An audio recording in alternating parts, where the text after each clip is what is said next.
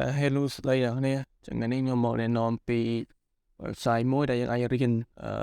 មុខជាកូដរបស់យើងមានច្រើនចឹងក្នុងនេះមាន program ជាច្រើន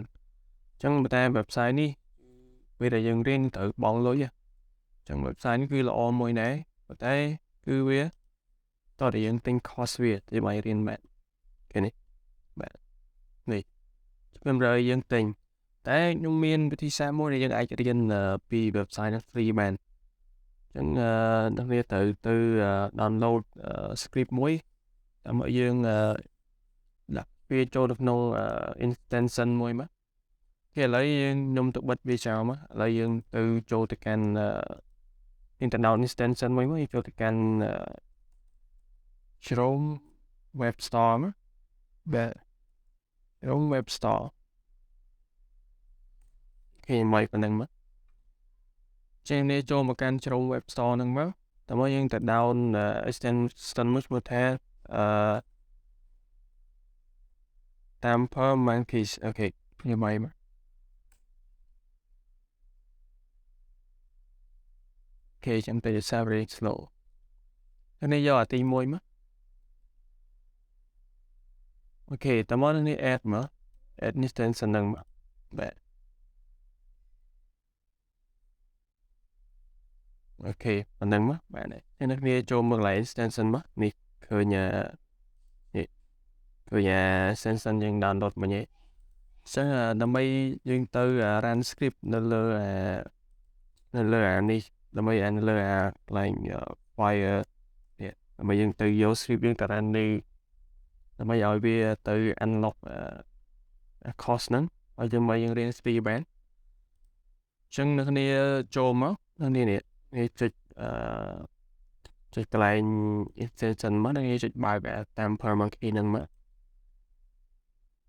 អូខេតាមមកទៀតអ្នកត្រូវទៅ download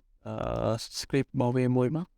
ចឹងដើម្បីទៅ download script នេះខ្ញុំមាន link ស្រាប់អ្នកគ្រាន់តែយក link មកចឹងខ្ញុំតាមដាក់ link នៅខាងក្រោម description ចឹងនេះគ្រាន់យក link ហ្នឹងមកបាទ paste វាណាអូខេចឹងនេះត្រូវ install script ហ្នឹងវិញបាទប៉ុណ្ណឹង install អូខេចឹងបើយើងមក store វា install ហើយអូខេចាំពេកមក